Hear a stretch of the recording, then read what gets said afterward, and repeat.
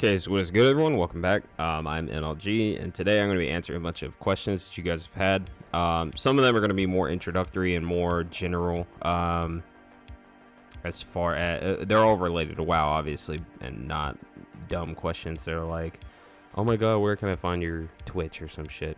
They're all going to be WoW related. I'm going to put timestamps around Warlock specific stuff. Just if you're only here for the Warlock stuff, maybe just check the timestamps. But there is some high level stuff that I want to discuss, and there's also introductory shit, so you're just gonna have to go through everything. Oh, so first question: you think pre-raid bis hybrid will beat demo? And I'm going to assume this is talking about raids.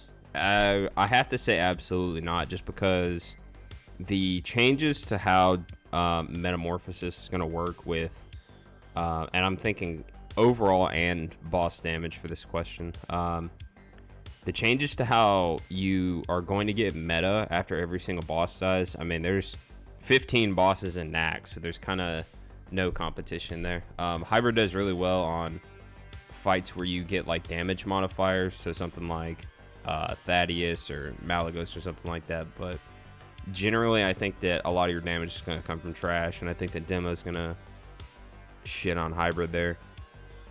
And I even think that if you had, let's say you had meta for let's say you had meta for a boss fight, I think that it would also beat out hybrid just because of how bursty most of the fights are going to be.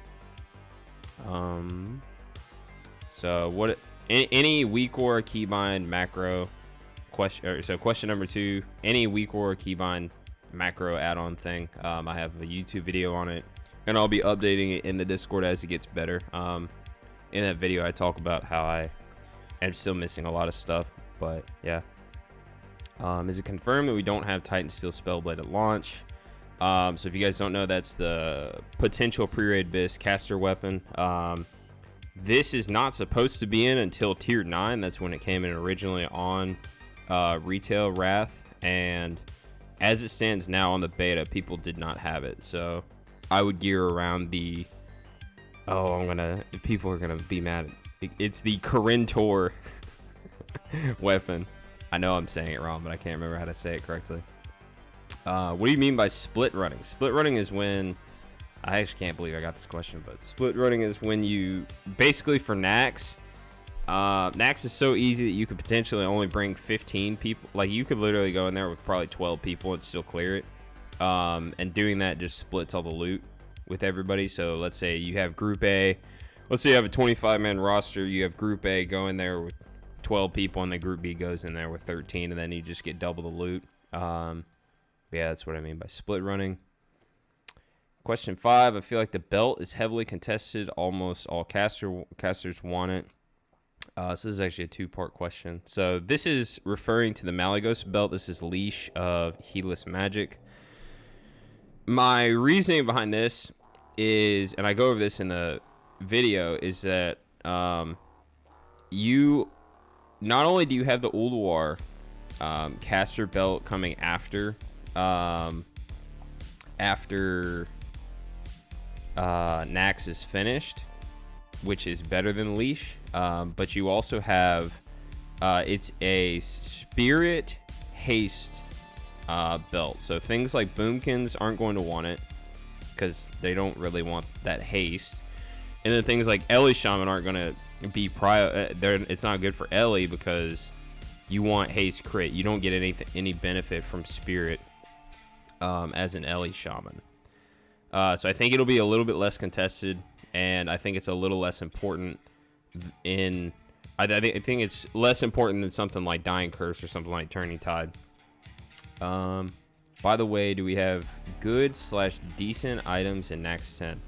There's actually a really godly ring in Nax 10. It's got spell power, haste, hit, which are the perfect stats for especially for that phase, especially if you haven't gotten your Dying Curse yet. Combining that ring with the Halloween event ring is going to benefit you a lot. And then also, whenever you're gearing and you're still running Nax 10, one of the main things that you're looking for is to rushing your 4-piece. So you can get a lot of tier in there. There's also, if you're an Alliance Warlock, your Bis Wand comes from KT on that fight. What other things would I take out of there? You could potentially take a weapon, if off of I can't remember the boss name, but I think there's an I'm level 200 weapon in there that you can take.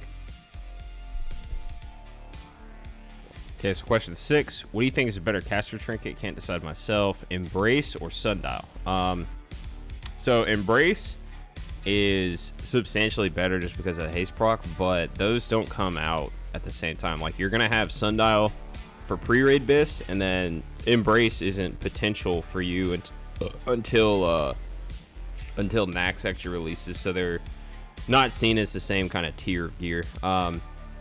Embrace is better, but comparing it to like something like Alu or something like Dying Curse, which are your phase 1 bis items,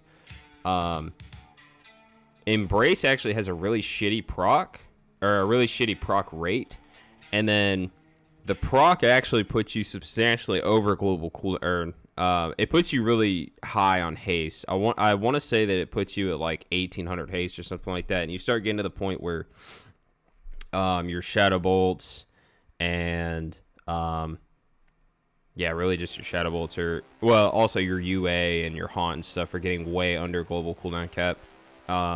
So shadow bolt starts getting under 1 second. So Embrace starts losing a lot of value, especially if you get it.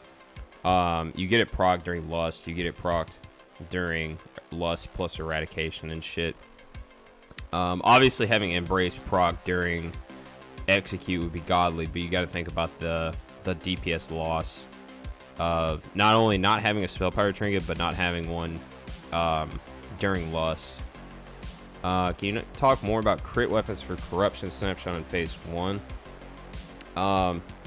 So as I go over in that video, which hopefully you guys have seen, the most important thing whenever you're weapon swapping for your crit is maintaining your hit cap, and then simultaneously getting as much crit as you possibly can. So the weapon that I would use is just Decimation. I would probably put I can't remember the exact enchant name, but it's a 25 hit, 25 crit enchant. And then different from that video, I would actually stay with the same spellstone because I forgot about the dot damage component to it that you would also be snapshotting. And then if you, let's say you don't have Decimation, there's also the one out of OS 25, which is basically the exact same stats.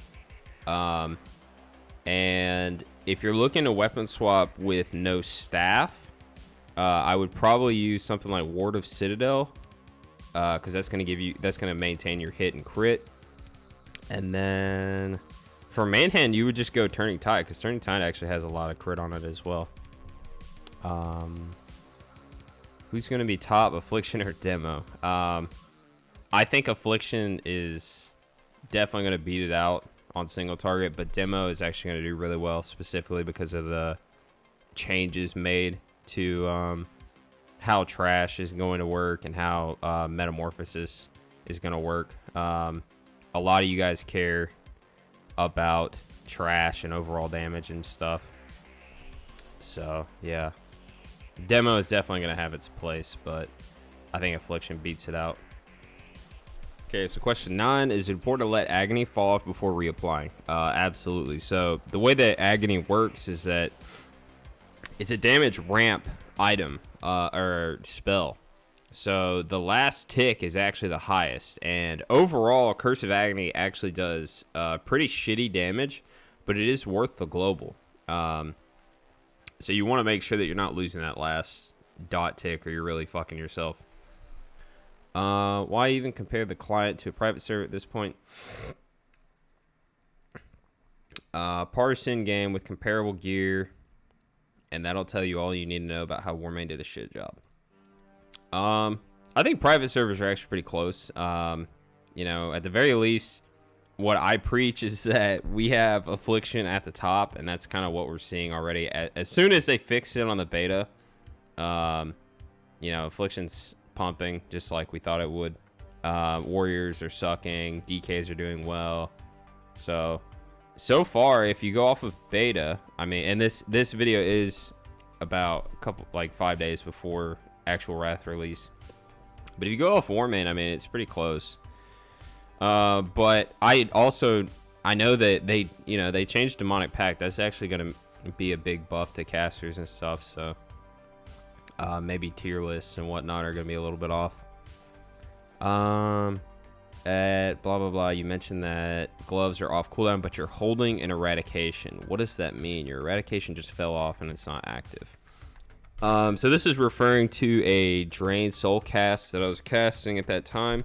The drain was basically I used my drain and the eradication fell off during the drain cast, but drain soul snapshots the haste component as well as spell power.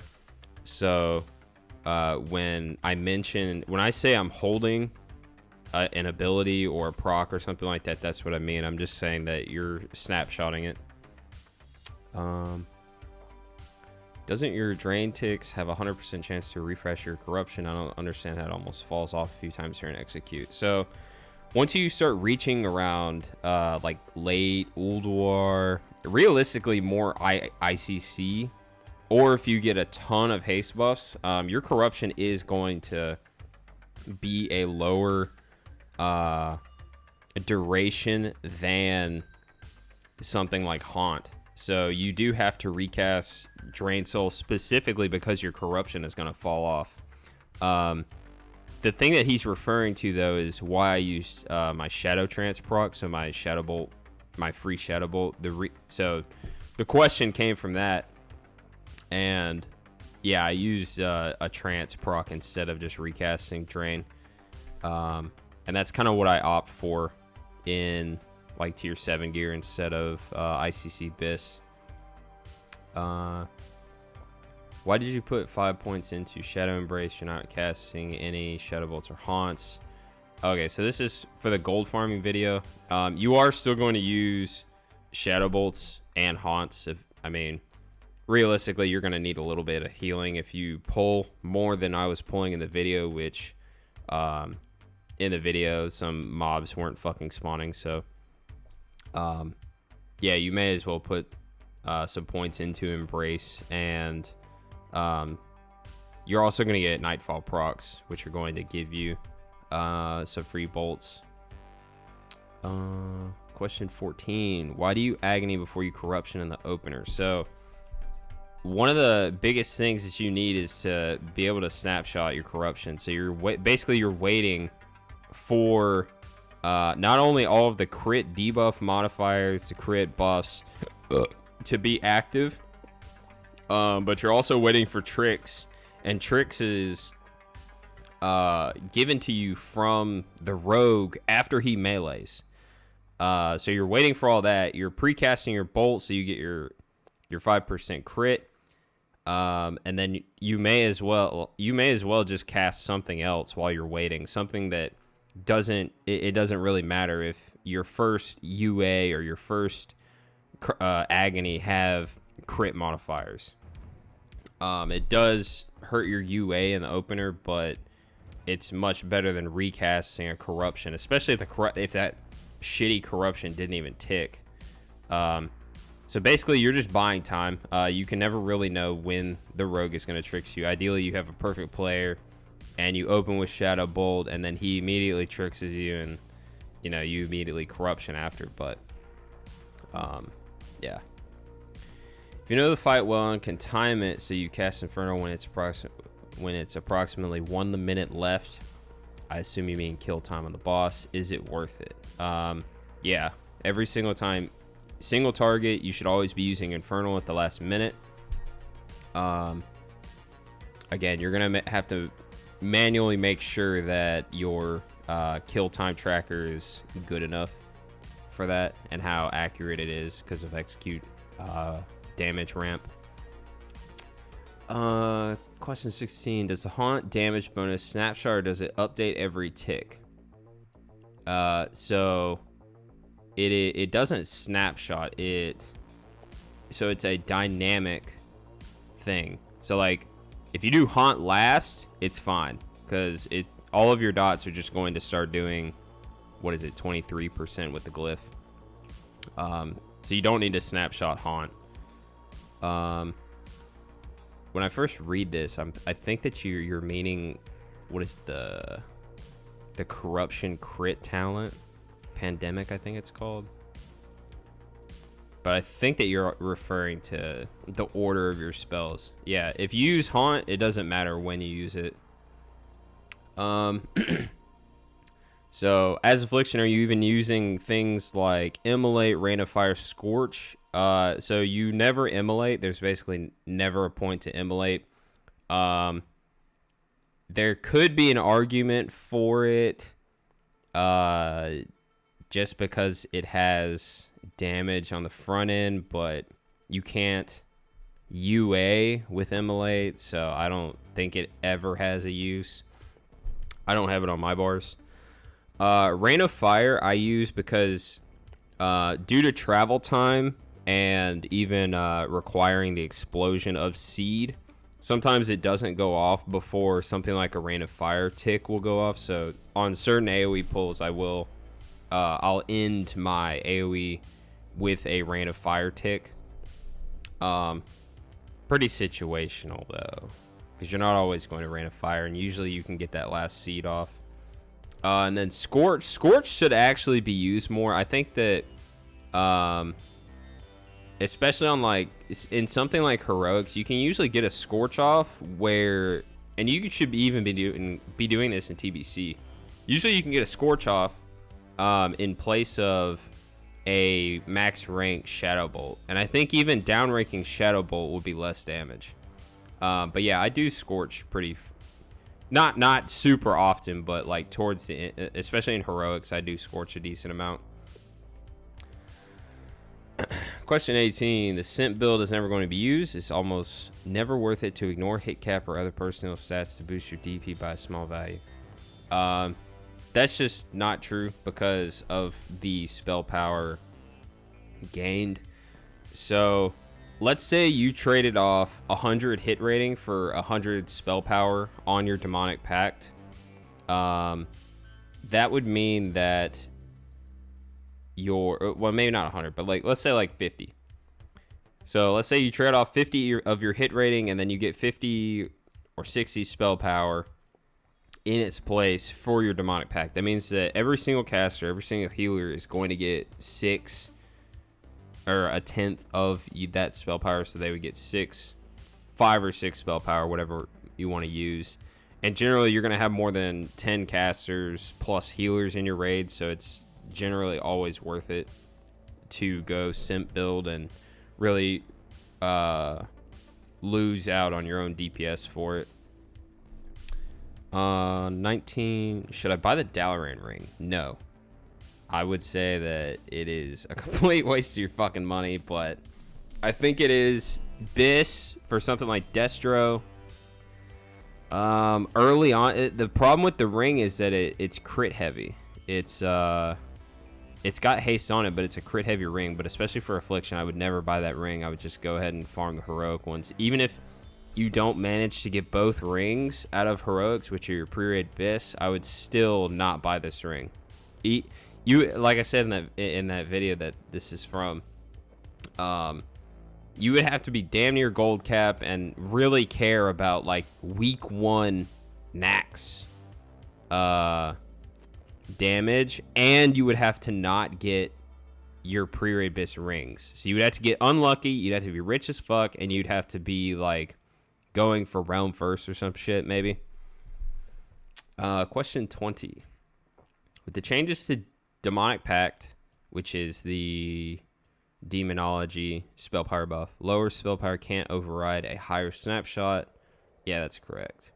Would you suggest still AFK weaving after the initial pull as a simp in a min-max environment? No. That change is exactly why you don't have to AFK weave.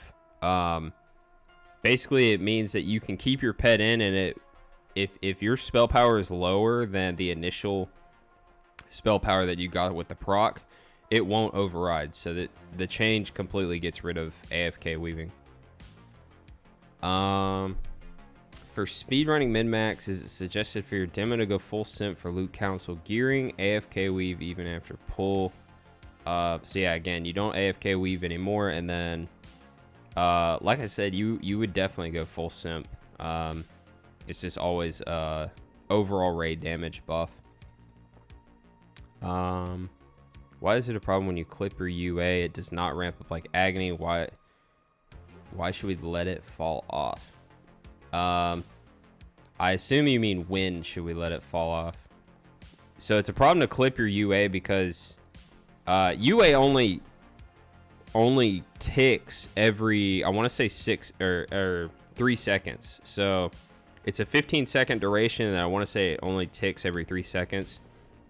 So when you clip your UA at the very end, not only did you wait that 2 seconds and not get that tick, but then you're waiting an additional 3 seconds after casting it, and then you're also in place of a shadow bolt, you're UAing. So it's really important not to clip UA, and I actually have been doing that a lot lately. But yeah, he's right, it doesn't ramp up. When should we let it fall off? So in the execute, you can start letting stuff fall off if it's not going to take its full duration, especially in execute because of how powerful your execute is. I have a question. Say you get more buffs for your corruption snapshot later on in the fight. So I assume you mean like you get the second tricks or the Malagos spark or something like that. Isn't going to be there on the pull. Does casting Shadow Bolt automatically snap the corruption? Nope. Or do you have to manually recast your corruption for the new buffs to apply? So yeah. So you have to manually reapply corruption after getting a damage buff. This does not work for spell power or haste. That is going to update dynamically. But let's say you get Malagos Spark, you do have to reapply the corruption. So that means casting corruption again. I think improved drain soul might be worth it considering that your main damage in trash fights comes from seed. I actually don't think that. I mean, your main damage, yeah, it would, but you shouldn't be playing like that. Which is an affliction spell and 20% less threat sounds pretty strong to me. Threat actually isn't nearly as big of a deal in Wrath as it is in TBC. I've watched a decent amount of TBC before pre-patch, and you guys are like, oh my god, wait to seed. Like, you don't need to do that in Wrath. You just have a paladin walk in and he gets misdirected, and then the thing about misdirect is you also have explosive trap, you also have tricks and fan of knives. Both of those things are massive AoE AoE threat for your tank. And then paladins also, I want to say something in their talents improves their AoE overall. That talent's also in place of something like pushback reduction, so it's even less appealing beyond tier 8. And then the main damage in trash fights comes from seed. That's true, but if you're even in speed running, you shouldn't be spamming seed. If you're looking to improve your group's overall time, you should be really just applying corruption, and you guys are just moving to the boss. And then classes like Unholy DKs or Spell Enhance are just passively cleaving everything down. Let me skip to the boss. Okay, great guide. Our Serenite, if you set the target as focus and just macro, wouldn't that work DPS wise? So this is about Serenite bombs. So in Wrath, because we had the Legion client, you should just be able to macro. Serenite bombs, so they shouldn't be a big deal. Best Warlock ever, KW on sub, playing 13, talking about the best. Yeah, this is just a meme. Whenever I say I'm the best Warlock, I'm very aware that people like rank 1 PvPers, even if they don't play Warlock, if they swap to Warlock, they would definitely be better than me. So people like fucking, you know, Wreckful, Soda Poppin', Snuts, all those people are definitely better than me. When I put best Warlock ever, it's just a meme to troll people. I noticed you use health funnel pre-pull to proc some sort of buff. Said trinket buff you're procking. Yeah, so this is your illustration of the Dragon Soul trinket out of Obsidian Sanctum. This is your tier 7 bis. I don't know if that's how it'll work on Classic, but on private servers you can pre-cast it and you can get the 200 spell power before going into combat. Do you recast Corruption at 3 stacks of Shadow Embrace? No. Or do you not need to? Yeah, so no. Once you get your 3 Embrace, it's going to just automatically be applied to all your dots, so you don't need to recast it. You don't need to snapshot it. You don't need to wait. Because when the first Corruption, I wouldn't have yet. Yeah, so because when casting the first Corruption, I wouldn't have 3 stacks up yet after a typical opener. Yeah, you're not ever going to have 3 stacks of Embrace up on the opener, because you're only casting 1 pre-casted Shadow Bolt, then you're only casting 1 Haunt, and then you're putting up all your dots. So yeah, that updates dynamically. Question 29, 157k gold. Any tips on Frostmourne 3? Yeah, I definitely did some shady shit for my gold, but I can't get into that because I'll probably eventually play private servers again, and I don't feel like getting banned. But I do know how to make a lot of gold, and usually it's from running pugs and reserving shit on that server, and then you can also on Warmade specifically, you can farm so much gold just questing an ice crown as soon as the servers launch. Literally all you do once the server opens is you take all your gold and then you convert it into things like eternal fires, eternal waters, every single fresh. You're gonna make a shit ton of gold if you stock up on stuff like that. Even stuff like flame cap will literally be on the auction house for like 50 silver, and by the time Nax comes out on a fresh, it's, you know, it's anywhere from like, it'll be like 20 gold plus, so you just sell all of them. Eternal waters I've picked up for 2 gold, and I've started selling them for like 50 gold. Same for eternal fires. But yeah, just go. The main thing on fresh is you go and farm a bunch of gold with the questing, and then you convert that into items that are gonna sell. The Frost DK gets comment, but not the dual wield unholy. Dark matter plus greatness is arguably even better for Frost, but yeah, it's still a good job on the kill. Questions like this just make me laugh because, like, you have no idea what the loot council is thinking, and you're just like, whenever you're watching who items go to, you're just thinking, oh my god, this person is playing this class, therefore he's the best person for loot to go to. Yeah, you got to think about attendance, you got to think about a bunch of other shit. And comment should be going to probably your spell enhance first anyway. Hey, I don't know if you'll read this, but I want to ask about cursive elements. Is it better to put on elements or agony? So when it comes to cursive elements, if you don't have cursive elements up, remember this shares with Unholy DK, and it also shares with Boomkin. Those 2 classes are going to passively put it up, and then you don't need it. If you don't have those though, which is potential in a 10-man, then yes, you should be using cursive elements. Same for heroics. It might potentially be that you don't have it. So yeah, you would definitely put it up over agony. Okay, instead of worrying about power infusion, try worrying about keeping your force set tier bonus active 100% of the time. I know that was kind of a hate comment, but finding a question out of it. So in tier 7 bis, you're not going to keep your force set tier bonus active 100% of the time. That's a DPS loss. I try and have it procced around my haste procs in situations where I'm going to need more mana throughout the fight.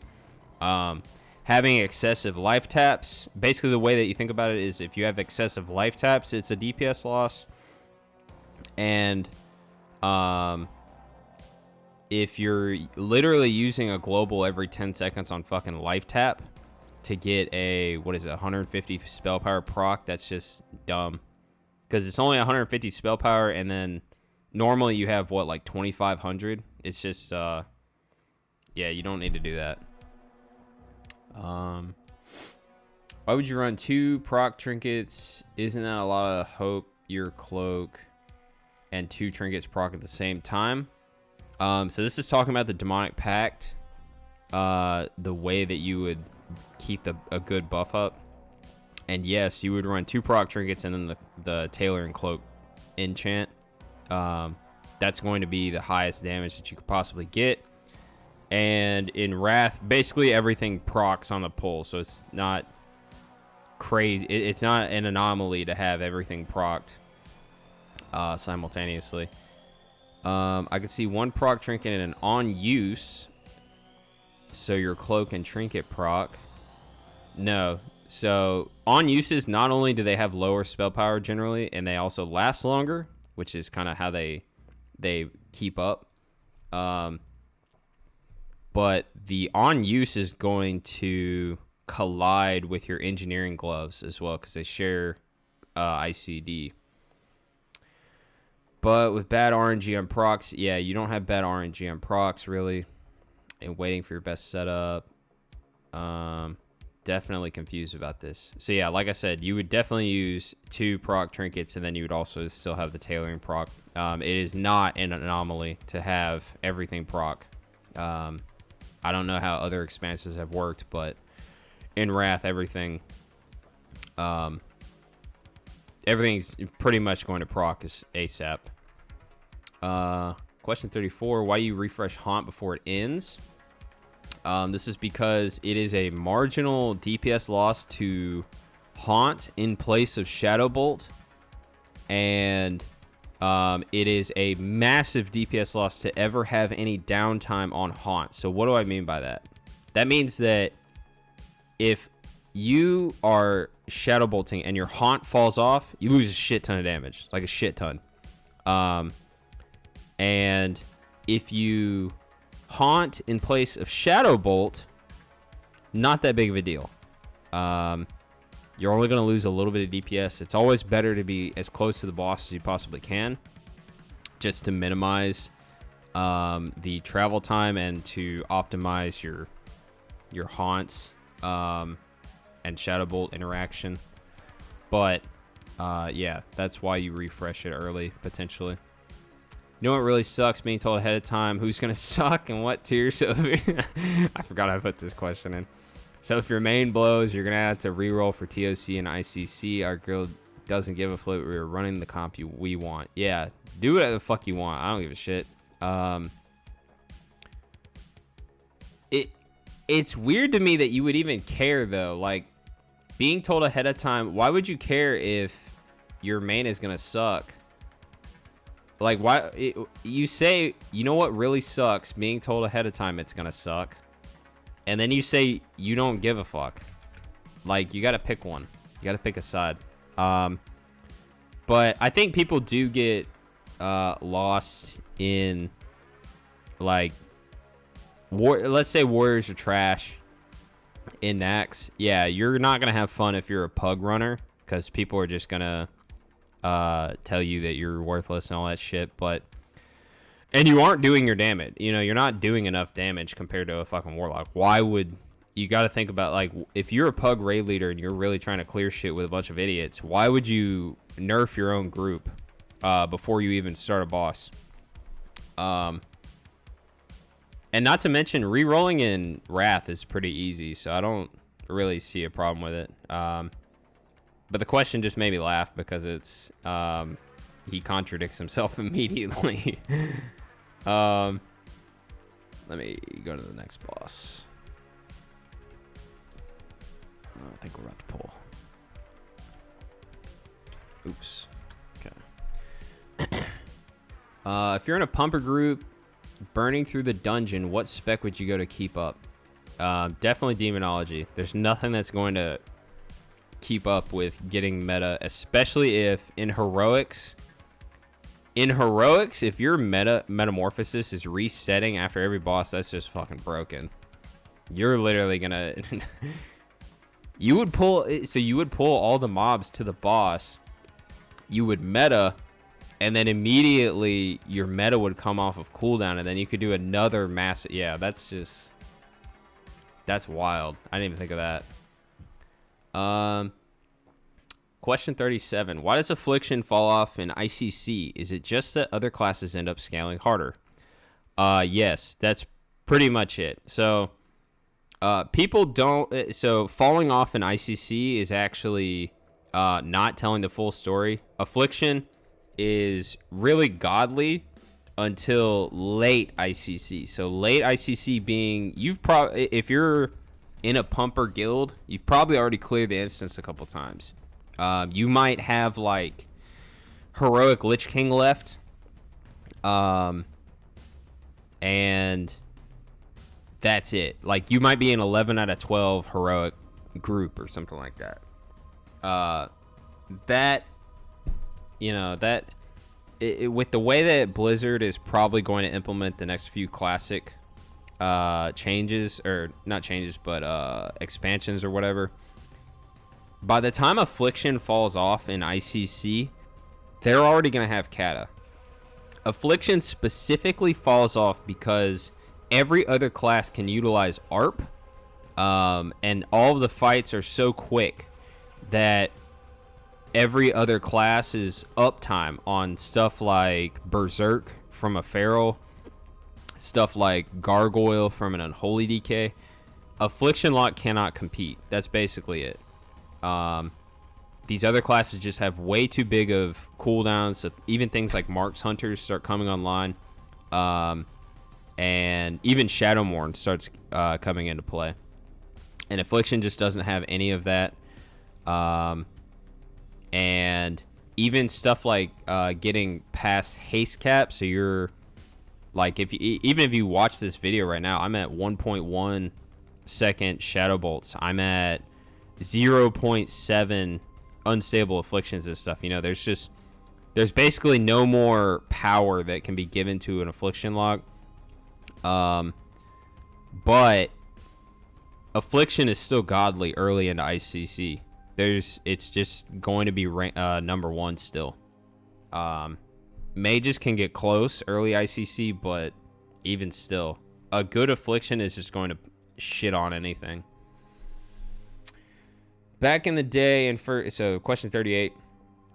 Back in the day in first patch for Wrath of Lich King before DKs got nerfed, Blood was pumping almost as hard as the other two specs, if I remember correctly. Yeah. I actually played Wrath when it was fucking live, and DK was a hilarious class. Like, I vividly remember in my brain just... I was level 75, and there was some 80 rogue at Gurubashi Arena, and I shit on him. And I was, like I said, I was level 75, and I was just pressing buttons. And I was fucking like 16 years old or some shit. But yeah, Blood used to be the DPS spec, and there was actually a spec before that where it was you would dual wield Frost, and then you would sub-spec into Unholy, and you would have a pet, and then you would also have Howling Blast. That was a sick spec. But yeah, this had nothing to do with locks. I just thought it was a fun question. This is actually my own question that I posted. If people are so focused on overall damage and speedrun culture, how come Sims are so prioritized around single-target patchwork-style fights? Wouldn't gymming full haste lead to more trash damage sniping, i.e. top overall damage? So this is true, and it would lead to more trash damage overall, but ideally in a good speedrun guild, the Affliction Lock is just going to be casting Corruption, and you're pulling all the trash to the boss, and then you're letting the Unholy, you're letting your Combat Rogue, you're letting your Spell Enhance just passively cleave everything. Boomkin's got a little passive cleave. Fire Mage has a lot of passive cleave. You're just letting them die. And DKs. DKs have a ton of passive cleave. Question 40. Do you break Eradication plus Drain Soul to recast Haunt? Yes. Reason being, so the only caveat to this would be, like, if the boss is at 2%, just finish your fucking Drain. It doesn't matter what other dots you have. Just get that last little bit of damage out. To recast Haunt, though, so Haunt specifically is what in your execute phase, the only thing that's keeping your 3 Embrace, and the only thing that's keeping your, obviously, Haunt debuff on the boss is Haunt. So you have to be haunting in execute. You cannot just see all these procs and be like, oh my god, I'm holding this massive drain, I can't haunt. You have to recast Haunt, because Haunt is going to increase your drain damage by 38%. It says 3 Embrace, that's the Haunt glyph, and then that's Haunt itself, that's 38%. So yeah, there's that. Just about always keep Haunt up, unless it's to the very last tick. And then what dots do you keep up and execute? The dots that I keep up are everything. As long as you're going to get the full duration of the dot. So that is 15 seconds on UA. You have to make sure that you're going to get all that. And then same for agony.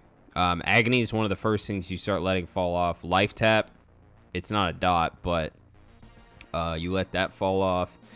And then UA is the last one. Or UA and then Haunt would be the last one that you would ever let fall off. Yeah. Is kill time tracker accurate because of how damage ramps and execute? I think that the kill time tracker might be a little inaccurate specifically for that reason. Especially with Lust at the start. I mean, that's one of the things that, like I said earlier, you're going to have to feel for it. You're going to have to see, okay, this kill time tracker was literally 30 seconds off on this fight. It's not even worth, you know, playing around it. Because it'll destroy your damage if you have inaccurate kill time tracker. Because you're not going to have a pet for 30 seconds of the fight. You know what I mean? But yeah, that is 42 questions. This video turned out a lot longer than I thought it would. But I enjoy answering questions. So, yeah. If you found any of these helpful, feel free to like, sub, all that crap. Thanks for watching, and have a good one.